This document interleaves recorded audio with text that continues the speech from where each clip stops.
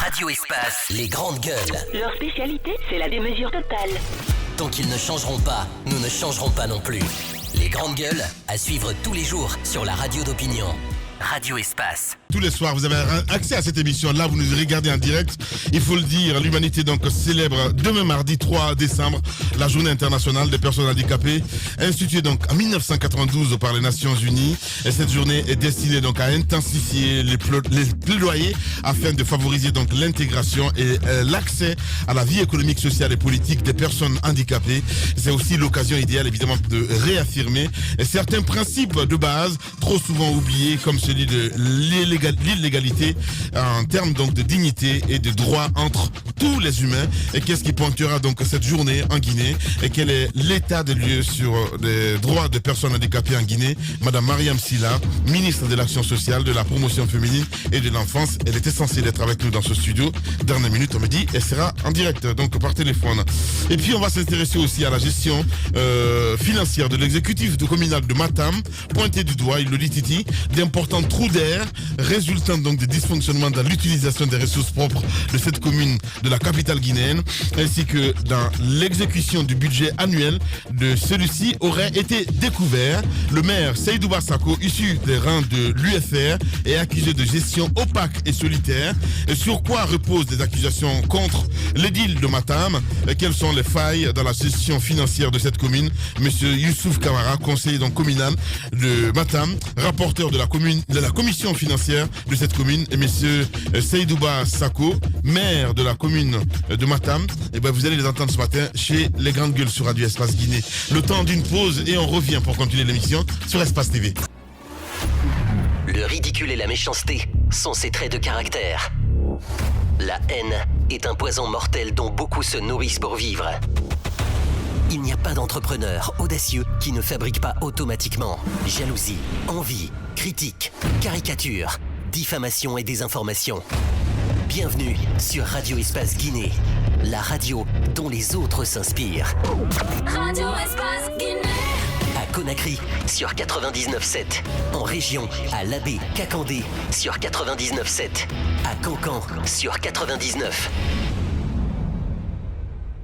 Également sur Espace TV, désormais tous les matins vous avez accès à cette émission à retrouver juste après le 22h, mesdames et messieurs, sur le coup de 22h40, vous avez accès à cette émission.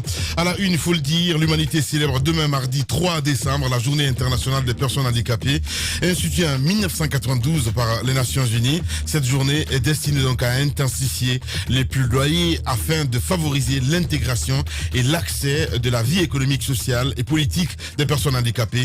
C'est aussi l'occasion idéale de réaffirmer certains principes de base trop souvent oubliés, comme celui de l'égalité en termes de dignité et de droits entre tous les humains. Et qu'est-ce qui pointera donc cette journée en Guinée? Nous essayons de comprendre ce matin dans notre émission Les Grandes Gueules sur Radio Espace Guinée quel est l'état des lieux des droits des personnes handicapées dans notre pays. Madame Mariam Silla, ministre de l'Action sociale et de la promotion féminine de l'enfance, elle sera en direct ce matin chez les GG sur Radio Espace Guinée. La gestion financière de l'exécutif communal de Matam, pointé du doigt, d'importants trous d'air résultant donc de dysfonctionnement dans l'utilisation des ressources propres de cette commune de la capitale guinéenne, ainsi que dans l'exécution donc du budget annuel de celle-ci aurait été découvert. Le maire Seydouba Sako, issu des rangs de l'UFR, est accusé de gestion opaque et solitaire. Sur quoi reposent les accusations contre le deal de Matam? Quelles sont donc les failles dans la gestion financière de cette commune? Monsieur Youssouf Kamara, conseiller communal de Matam, rapporteur de la commission financière de cette commune, et le maire lui-même, monsieur Seydouba Sako, vous allez les entendre ce matin chez nous, chez les GG. Des réactions des auditeurs sur le 657 39 13 13, le temps pour notre réalisateur, voilà, c'est bon. Bonjour les GG, c'est Alpha Oumar Fité de Mamou, Nobé. Bonjour Cotonamine, j'ai vu l'image de la pollution à la télé, c'est vraiment choquant. L'État doit veiller à la santé et au bien-être de la population en disant aux sociétés minières qui exploitent nos mines de veiller surtout à la population riveraine. Donc, c'est lui, il nous regarde à la télévision du côté de Mamou. Bonjour les GG, c'est Ali Oumo Abédé Tata depuis Antamarché. Depuis pendant 9 ans, le gouvernement de Condé ne fait que la politique, pas de route praticable, pas d'électricité 24 heures sur 24, pas de sécurité, pas d'eau. Voilà, un président qui devient opposant et qui s'oppose à ses opposants. C'est pour nous dire, c'est pour cela que nous disons à Moulanfé. Bonjour les GG, bonjour à toute l'équipe. Aboubacar a rejoint à Mali par le goudron, c'est Soirée depuis Kamsar qui nous pose cette question. On reste toujours dans le sillage avec cet autre message. Bonjour les GG. Forêt-Caria est la capitale de Forêt-Caria grâce à l'engagement des cadres ressortissants de la localité d'Almas qui nous envoie ce message. Un autre, bonjour Lamine, dites à Antoine d'aller faire un tour chez le président de la République, précisément à Kouroussa. Il comprendra que Guékedou, c'est le paradis. Voilà, donc c'est un auditeur qui nous envoie ce message. Donc on y va avec cet autre. Bonjour les GG. Cette gouvernance n'a aucune volonté d'aider le peuple de Guinée, des discours populistes seulement, et c'est très dommage et regrettable. Excellence Baldé le Guinéen qui nous envoie ce message. Intime Diaby, l'enfant de Kourou, Lamine, au lieu que le ministre des Transports s'occupe des questions techniques, mais hélas, il continue à nous faire des fausses promesses qui ne vont jamais se réaliser, mais Allah vous attend. Un autre message sur le 657 39 13 13. Bonjour mon champion, bonjour à toute l'équipe. Toujours, n'oubliez pas la situation budgétaire de la commune de Ratoma. Voilà, ok. Donc c'est toutes les communes en fait concernées. Sinon, un dernier pour la route, comme le dit Douagabi. Bonjour les GG, Bantignelmo. Bonjour ok, je pense que le message on l'a passé déjà avec l'intervention d'Antoine Kourouma. On va rester dans le sillage avec ces auditeurs très nombreux à nous écrire évidemment sur le 657 39 13 13. Nous avons Lai Junior Condé, évidemment, qui nous écrit ce matin. Lai, qu'est-ce qu'il dit exactement? Le temps de me retrouver, sinon nous avons Maître Sanoussi aussi qui nous écrit. Boré, le PM, le PR et le ministère de l'Environnement et Mines prennent les sous avec des Russes. Ils peuvent dire quoi exactement? Souvenez-vous des propos de Kassori à l'endroit des Russes le jour de la relance des trains de Russal. On est méprisé par nos dirigeants, donc c'est Maître Sanoussi Kamara qui nous envoie ce message, notaire évidemment. Allez, on reste toujours dans le sillage avec ces auditeurs très nombreux à nous écrire sur le 657 39 13 13. Bouléré qui nous écrit: bonjour, 2 personnes ont péri donc mercredi dernier sur la transversale Anta T6. Là aussi, c'est un camion rempli de sable qui a ramassé donc des motards et son passager. Le camion est toujours bloqué du côté d'Anta, donc Bouléré, ici à Espace. La fiancée de mon petit frère qui doit se marier le week-end était de l'accident, la mine. Dieu merci, elle s'en est sortie sans grand bobo. Donc c'est la Junior qui nous envoie ce message. Alia Konsoba, la mine, merci à tout ce que vous faites, merci pour tout ce que vous faites pour la peuple de Guinée. Merci beaucoup. Allez, on va continuer, mon cher Titi, l'émission avec cet autre sujet, évidemment. On parle des élections législatives, enrôlement des électeurs. Tu t'es enrôlé à Bakar ou pas? Je voulais le faire hier. Ouais. Je crois qu'il y a beaucoup de difficultés. J'attends de voir comment ils pourront être réglés. J'ai vu que vous l'avez fait, oui. Mais voilà, j'attends de voir. En fait, j'entends beaucoup de choses, je lis beaucoup de choses sur ce processus. Ouais. Je pense qu'il ne se passe pas dans les meilleures des conditions pour le moment. Voilà, ce qui explique ma réticence pour le moment, parce que j'aimerais être là et que les choses se déroulent le plus rapidement que possible. On a vu un communiqué de la CENI hier qui a assuré, à travers laquelle le président M. Salif Kébé a assuré que toutes les difficultés techniques ont été levées. Il reste à savoir est-ce que tout cela se vérifie sur le terrain. Je pense que Mohamed Mara a fait un tour dans un certain nombre de cas hier. Il y a beaucoup de difficultés parce que la principale difficulté aujourd'hui, c'est que la CENI, de toute évidence, serait à court d'argent. Ouais. La CENI serait à court d'argent pour faire face notamment au paiement des primes des agents recenseurs. Ouais. À maints endroits, ces agents recenseurs, parce qu'ils n'ont pas reçu leurs primes, ont décidé ou seraient en train de décider de boycotter, d'arrêter les travaux. Je pense que c'est quand même une des grosses menaces sur le processus qui est en cours, qui doit nous conduire à des élections législatives le 16 février. Si on y prend garde, si ce processus connaît un à-coup qui prendra beaucoup de jours, ça risque donc de se répercuter sur tout le processus. Parce qu'après, au sortir de ce recensement, il faut distribuer les cartes d'électeurs, il faut lancer la campagne, il y a un tas de choses à faire. Si on y prend garde, la date du 16 février, moi je crains qu'elle ne soit tenable. Alors que le président de la République l'a déjà confirmé. Le président de la République a pris un décret dans la précipitation pour confirmer cette date. Moi je crains aujourd'hui qu'elle ne soit tout simplement difficile à tenir. Ouais. Allez-y Antoine. Ce qu'il va falloir faire, et j'y pense vraiment, c'est de rallonger simplement ce processus d'enrôlement des électeurs, parce que je ne crois pas que d'ici le 7 décembre, qu'il y a beaucoup de citoyens qui se feront recenser. Les grandes gueules. Le 16. Le 16. Le 7. Non, le 16. Date limite d'enrôlement, c'est le 7 décembre. Le 16. Non, le 16 février, c'est... 16 décembre. D'accord. Autant pour moi. Quand même. J'ai pensé au 16 février pour les élections. Le 16 décembre. Je crains qu'on n'ait pas beaucoup d'enrôlés avant le 16. Non, attends, je me suis trompé alors. Autant pour moi. Je crains qu'avant le 16, qu'il n'y ait pas beaucoup de personnes enrôlées parce que beaucoup de citoyens aujourd'hui ne croient pas en cet enrôlement. Il y a trop de pannes techniques, trop de mineurs enrôlés. Regarde les photos que nous voyons. On constate sur le terrain, les machines déployées sur le terrain, la plupart connaissent des pannes. On nous apprend que certains agents enrôleurs ne maîtriseraient pas les machines. On nous apprend que certaines machines, au regard du nombre pléthorique de citoyens qui se font recenser par endroit, se chauffent. Parce que par moment, les machines, lorsqu'il y a trop de personnes qui se font enrôler, soit c'est le fait que ce ne soit pas de bonne qualité, et c'est pour cela parfois on fait il y a même certains qu'on remplace par endroit, parce que ça ne peut pas enrôler beaucoup de personnes. Et donc j'estime, si ce que le président de la CENI a dit hier s'avère exact, il serait important que toutes ces pannes en cours soient résolues pour le bien de tous. Parce que certains ont du mal à y aller lorsqu'ils entendent tous ces problèmes signalés. J'ai vu le coup de sang. Il faut aller. J'ai vu le coup de sang de Faya Milimono qui est très en colère contre ce processus parce qu'il pense qu'il y a un certain complot dans le noir pour empêcher que des personnes se fassent enrôler. Et il y a même certains de l'opposition qui pensent que dans les camps du pouvoir en place, il y a beaucoup de personnes enrôlées et de l'autre côté, on fait exprès pour ne pas que les militants de l'opposition ne se fassent enrôler. Il y a ces dénonciations qui sont faites. Il serait important que la CENI fasse en sorte que les Guinéens en majorité se fassent enrôler afin que ces élections se passent dans les plus brefs délais et se passent bien. Merci beaucoup Antoine. Voilà. Allez, on va prendre ses esprits Antoine. Il va répondre. Pauvre Antoine, c'est pas possible. Allez. Oui. Moi, je crois que les conditions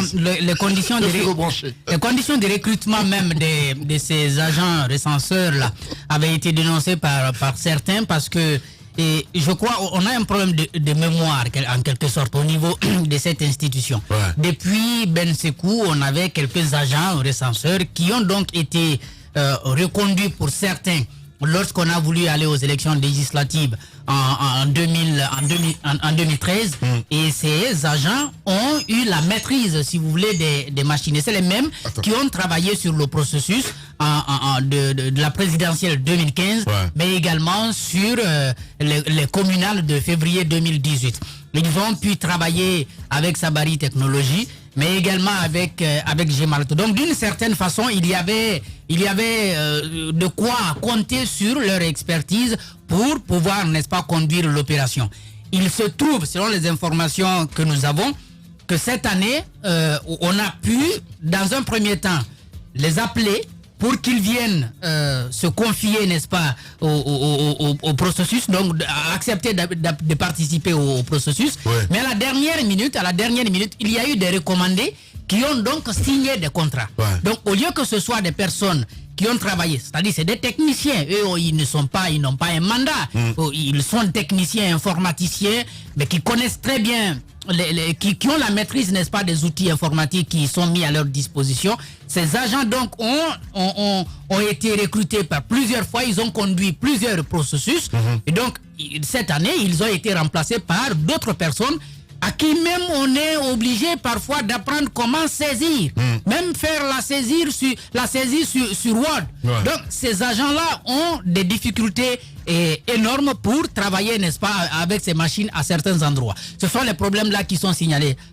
Bien entendu, il y a des machines qui sont en panne parce que déjà au lancement de l'opération, lorsqu'on a fait un premier constat dans la ville de Conakry, on s'est rendu compte que dans la plupart des communes, le travail n'avait pas démarré. Et la raison principale, c'est parce que soit les machines n'étaient pas arrivées, donc les kits d'enrôlement n'étaient pas arrivés, ou bien s'ils étaient arrivés, n'étaient pas suffisants pour donc être répartis au niveau des KR de tous les quartiers. Dans la commune urbaine de Ratoma, par exemple, il y a eu un retard au moins de 2 jours. Ouais. Parce que le premier jour, ça n'a pas démarré. Le deuxième jour que ça devrait démarrer, on a assisté à une sorte de lancement officiel, mais le travail proprement dit n'a pas démarré. Donc il a fallu donc le 3e jour pour que le travail démarre. Et les informations qui sont remontées, je crois même ce matin, moi on m'a alerté qu'il y a des agents du côté de Kountia qui menacent même d'aller en grève parce que ils n'ont pas reçu, n'est-ce pas, de moyens, donc ils n'ont pas reçu de l'argent pour travailler. Il se trouve qu'il y a 2 groupes, 2 groupes parmi ces agents recenseurs. Il y en a qui sont des coordonnateurs, donc qui ont signé des contrats, qui sont situés en quelque sorte sur ceux qu'ils doivent recevoir à la fin du processus. C'est comme les intermittents en fait. Maintenant les autres qui sont à la base, donc qui sont recrutés pour meubler, n'est-ce pas, des KR, n'ont aucune nouvelle, aucune information sur ce qui doit leur revenir. Donc ils sont là-bas, ils travaillent. Et donc à la fin du processus, si on les paye, Dieu merci. Si on ne les paye pas, tant pis, ils vont rester comme ça. Donc c'est un certain nombre de problèmes. On parle même des motos aussi. Il y a des motos d'un certain montant qui auraient été commandées pour ces agents qui sont chargés de faire la supervision au niveau des KR, et à la dernière minute on leur a envoyé des motos d'un montant beaucoup plus bas. Donc on s'arrange d'une certaine façon d'une échelle à une autre de prendre un peu de l'argent qui doit être reversé, n'est-ce pas, directement dans les comptes ou dans les mains directement de ceux qui sont censés travailler. En tout cas, Salif Kébé, il suffit pas de promettre que tout va s'arranger, que tout va être remis en ordre. Déjà, nous avons perdu plus d'1 semaine. Il y a des difficultés énormes. Et ça, c'est seulement ici à Conakry. On ne sait pas ce qui se passe à l'intérieur du pays, dans les villages, où il est difficile d'aller. Non, ça a commencé au même moment partout. Donc, il faut se poser aujourd'hui des questions. Comment ça fonctionne partout? Je comprends l'inquiétude d'Aboubacar et je pense aussi qu'il sera très difficile de respecter le rendez-vous d'abord du 16 décembre. Et si le rendez-vous du 16 décembre n'est pas respecté, automatiquement, il y aura des répercussions sur le reste du chronogramme. Il sera très difficile de respecter, n'est-ce pas, le rendez-vous du 16 février. Mais il est encore temps, puisque ce comité de suivi du dialogue existe, et je crois qu'il a été réactivé théoriquement, mais il faut qu'il soit réactivé de manière plus pratique pour que des discussions puissent se mener entre acteurs politiques et la CENI, qu'on comprenne, qu'on puisse évaluer le processus au fur et à mesure pour ne pas qu'on se mette dans une élection qui va nous créer énormément de problèmes, parce que tel que ça a commencé, ça ne rassure pas. Ouais, bien. Sceptique, Mohamed? Pardon. Franchement, ce matin, je n'ai vraiment pas envie de rentrer dans toutes ces considérations politiques d'abord. Parce que si je le commence, je pense que tu seras le premier à me lapider dans ce studio, parce que j'ai des choses à dire de cette opposition, de cette classe politique d'ailleurs, qui simplement est en train de se foutre de tout le monde. Depuis qu'on a parlé législatif, tout le reste est oublié. Ils peuvent aller à leurs élections. Ça, c'est pas mon problème. Mais mon problème, il faudrait que ce soit des élections qui ne débouchent pas sur une autre crise électorale. Je rappelle que nous avons un cycle électoral qui n'est pas encore bouclé. On n'a pas fini encore avec les élections locales. Les régionales n'ont pas encore été tenues. Aujourd'hui, je le dis ici haut et fort, qu'aucun gouverneur en Guinée n'est légal. Aucun. À l'heure où nous parlons. Le code des collectivités est clair là-dessus. La Constitution d'ailleurs dit que les régions sont des collectivités administratives. Donc, les régions ne peuvent pas être aujourd'hui gérées par les gouverneurs. Il faut des maires à ce niveau-là. Ce n'est pas fini, on va aux législatives. Mais ce qui nous préoccupe aujourd'hui, parce que hier, moi, j'ai fait le constat, et j'ai tourné dans un certain nombre de KR. J'ai vu des difficultés sur le terrain, et j'ai pris langue avec la CENI. Mais lorsque vous résumez tout ça, il n'y a pas d'argent. C'est cela la réalité aujourd'hui. Le chef de l'État ne peut pas convoquer des élections et refuser de libérer l'argent dont la CENI a besoin. Ça, il ne faut pas qu'on l'oublie. Voici, terre à terre, des petites choses que j'ai constatées. Les irrégularités. Je me rends dans, normalement, la carrière où je dois être enrôlé. J'arrive et juste 2 personnes avant moi, on appelle. On dit aux jeunes d'arrêter le travail. Et le jeune, il veut arrêter, bien entendu. Alors, j'essaie de le faire raisonner. Parce qu'on n'était pas nombreux, c'était assez tôt. On dit, bon, pardon, ceux qui sont déjà là, qui se sont déplacés, on n'est plus nombreux. On était, je crois, 5. Vous nous enrôlez et vous pouvez arrêter. Les jeunes, bon, ils ont été compréhensifs. Ils acceptent. On ne finit pas avec nous, pendant que moi-même on me faisait photographier. Un de leurs coordinateurs arrive qui donne l'ordre. On vous a dit d'arrêter. Parce que depuis avant-hier, il y avait des problèmes. Vous vous souviendrez, Aboubacar, il y a déjà 1 mois et demi, avant qu'on arrête le premier process, les enfants étaient déjà rentrés en front. Ici, notamment dans la commune de Ratoma. Parce que essentiellement à Conakry, c'est au niveau de la commune de Ratoma. Vous savez c'est quoi le fond? On dit aux jeunes, plusieurs jours après le démarrage de cet enrôlement, qui doivent être payés à 20 000 francs. Le jour. 20 000 francs par jour, vous imaginez. Ils payent leurs frais de transport, ils vont passer toute la journée là, ils vont manger. Et puis, est-ce que 20 000 francs, ça peut faire ça? Donc, voilà le vrai problème. Et avant-hier, donc samedi, le président de la CENI a reçu ces jeunes. Malheureusement, ils ne se sont pas compris parce que j'apprends que je crois que son discours n'était pas très bien poli. Il serait allé jusqu'à leur dire, écoutez, ceux qui veulent accepter les 20 000 francs, vous travaillez, si vous ne voulez pas, partez, il y a d'autres personnes qui attendent. Sauf que, moi, ce que j'ai entendu hier, jusque vers les Demoudoula, et je suis inquiet, les jeunes disent qu'ils arrêtent, mais si jamais, alors qu'ils ont un contrat avec la CENI, on ne les paye pas, si d'autres personnes sont enrôlées, ils vont s'aimer la pagaille. Et on connaît comment ça peut se passer par les circonstances. Ça, c'est le premier problème. Le second que je constate, la mine, les récépissés. Vous savez, lorsqu'on finit de vous introduire dans le système, on imprime un récépissé qui ressemble un peu à une carte d'électeur. Oui. Il n'y a pas de récépissé. Les récépissés qui étaient disponibles à la CENI sont quasiment épuisés. Waouh.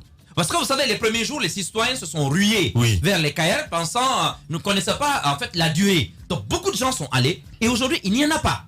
Maintenant, le risque, c'est quoi? S'il n'y a pas de récépissé, hier, moi, par exemple, je n'ai pas voulu bouger parce qu'on m'avait déjà enrôlé et après, on me dit, il n'y en a pas. J'ai dit, débrouillez-vous, mais trouvez-nous des récépissés. Parce que pour revenir après, ils disent, non, on va enrôler les gens, ils vont rester dans le système et plus tard, quand il y en aura, les gens reviendront pour chercher leur récépissé. Mais vous savez, pour imprimer votre récépissé, il faudrait qu'on prenne à nouveau vos empreintes. Or, on va enrôler des gens pendant plusieurs semaines. La période de distribution ne dure pas généralement plus d'1 semaine. C'est-à-dire que des gens qu'on a enrôlés pendant 1 mois, par exemple, en 1 semaine, comment on peut prendre leur empreinte pour délivrer les récépissés? Ça va créer encore d'autres problèmes. Donc, les récépissés, il n'y en a pas. Et je m'informe auprès de la CENI, on se rend compte qu'en fait, ils sont en rupture de stock. Il y a des machines qui sont défectueuses. Et vous savez qu'il fait extrêmement chaud en ce moment. Les machines sont dans des endroits chez les chefs de secteur et des chefs de quartier dans la ville de Conakry, avec exposés à l'air ambiant, avec la chaleur et tout. Donc, il y a des bugs qui se créent. C'est une évidence aujourd'hui sur le terrain. Et tout ça, le secret, en fait, le nœud gordien, c'est rien d'autre, c'est la bourse. Et tout le monde sait que cela dépend de Sékou Touréa. Qu'est-ce qu'on attend? On veut aller aux élections le 16 ou pas? Mais si on veut aller aux élections le 16 février, il faut libérer l'argent, que le matériel soit acheté, notamment. Et puis, je vais terminer en signalant ceci. Les formulaires d'enregistrement, parce qu'on vous inscrit aussi sur des formulaires. Je découvre du côté de Demoudoula que dans certains cas, c'est fini. Ou en tout cas, on dit aux gens qu'il n'y en a pas. Mais bizarrement, vous savez ce qu'on leur propose? De les enregistrer sur les fiches de décès. Incroyable. Oui, parce que normalement, il y a des gens qui sont décédés, les familles vont les déclarer, on va remplir ces fiches de décès. Mais on propose aux gens de les enregistrer sur les fiches de décès, parce qu'il n'y a pas de fiche de présence pour les vivants. Mais le risque, c'est quoi? C'est qu'après, on peut vous extirper du système. Les grandes gueules. Il y a déjà un fichier, une fiche bien compris, qui prouve que vous n'êtes pas là. Que vous n'êtes Donc, plus en il y vie. a de grands problèmes. Il faut les résoudre. Je pense aujourd'hui qu'il faut libérer cet argent. Et de l'autre côté, il faut veiller à ce qui est en train de se passer aujourd'hui à l'intérieur du pays. Le recensement des mineurs à outrance s'arrête. Parce que si on corrompt le fichier, on va mettre en mal la stabilité du pays. C'est pas bien. Allez-y, Moussa Moïse. Je pense que pour mineurs, il faut situer les responsabilités. au niveau des CARL, il y a quand même des représentants de l'opposition, de la mouvance, de la société civile, de l'administration du territoire. Si vous êtes même à Sigiri, Mandiana, et que sous vos yeux, des mineurs se font enrôler, alors que vous savez que la loi vous permet de dénoncer cela au niveau de votre responsable de la CARL ou de remonter même jusqu'au niveau du tribunal de première instance, si vous ne faites pas ce que la loi vous permet de faire en termes de dénonciation, eh bien ça vous risque. Je pense qu'il ne faut pas que dénoncer, il faut aussi agir. Il faut agir. On peut dénoncer un citoyen qui se fait enrôler dans une CARL. On peut donner le nom de l'agent, l'opérateur qui l'a enrôlé. On peut également saisir le tribunal de première instance et contribuer donc au retrait de la liste du nom de ce citoyen mineur. C'est possible. Et à poursuivre l'agent. Mais on ne le fait pas. Alors que l'opposition, la mouvance sont tous représentés au sein de ces CARL. Moi, je ne comprends pas à quel jeu nous sommes en train de jouer. Le processus est bien établi. Il faut simplement sortir les preuves et passer à l'acte. À ce stade, moi, j'ai été étonné que la CENI me dise, la source auprès de laquelle je me suis renseigné, qu'elle me dise qu'on n'a pas été jusqu'à présent saisi d'une quelconque plainte officielle d'un quelconque parti politique lié à ces cas d'enrichissement des mineurs. Vous inondez la toile avec du n'importe quoi, et souvent d'ailleurs, je suis obligé de le dire, les images ne sont pas celles d'ici, parce que les machines qui sont utilisées pour les législatives, ces machines sont bien connues, et on s'amuse souvent à mettre des anciennes images. Il faut arrêter cela. Mais je ne dis pas qu'il n'y a pas d'enrôlement de mineurs. Mais s'il y en a, regroupez les preuves, passez par le processus qu'il faut, saisissez soit la justice ou bien vous informez officiellement la CENI, mais vous ne le faites pas. Vous avez écouté ce représentant adjoint au fichier qui est de l'UFDG, M. Tonkara. C'est un expert. Dans le domaine de l'informatique, c'est un expert. Il a parlé de l'innovation apportée par le nouveau logiciel. Il a parlé de ce que Innovatrice peut apporter, mais aussi il a parlé du rôle de son pendant local qui est Etibul. Mais à ce niveau, je pense que quand vous avez votre représentant là, même si on me dira qu'il n'a plus de compte à rendre au parti, mais quand vous avez votre représentant là qui dit bien de choses du système informatique, du fonctionnement du système informatique, et le parti politique d'où il vient qui dit autre chose, je pense que ça devient un peu compliqué. Soit vous écoutez votre expert, ou bien vous vous en remettez à vos propres jugements. Mais en ce moment-là, il ne faudrait pas du tout accuser la Commission électorale nationale indépendante, parce que tout le processus de bout en bout est fait de telle sorte que l'opposition ait l'œil sur tout ce qui se passe.